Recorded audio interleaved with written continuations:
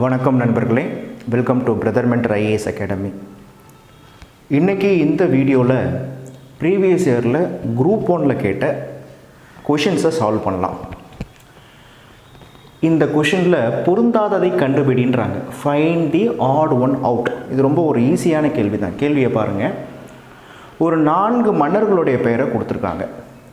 அப்போ கேள்வியை படிக்கும் பொழுது இது வரலாற்று கேள்வின்னு தெரியுது. முக்கியமாக இங்கே இருக்கக்கூடிய மன்னர்கள் பேர்லாம் பாருங்கள். இளஞ்சேட் சென்னி, கோச்செங்கணான், பெருஞ்சேரல் இரும்பொறை, பெருநற்கிள்ளி அப்படின்னு கொடுத்துருக்காங்க. இதில் பொருந்தாததை கண்டுபிடி அப்படின்றாங்க. அப்போது இதை படிக்கும்போதே, இதை பார்க்கும்போதே இந்த கொஷினெல்லாம் ஃப்ராக்ஷன் ஆஃப் செகண்டில் சால்வ் பண்ணிடலாம். 15 செகண்டில் சால்வ் பண்ணலாம்.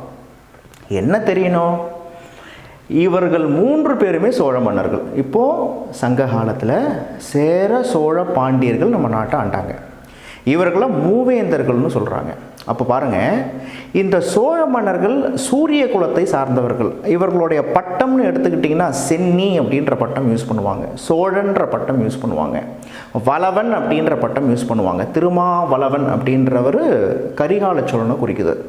அப்போது இளஞ்சேட் சென்னி, கோச்செங்கண்ணன், பெருநற்கிள்ளி, கிள்ளின்ற பட்டத்தை யூஸ் பண்ணுறாங்க. நலங்கிள்ளி, நெடுங்கிள்ளி அப்படின்ற சோழ மன்னர்கள்லாம் இருக்காங்க.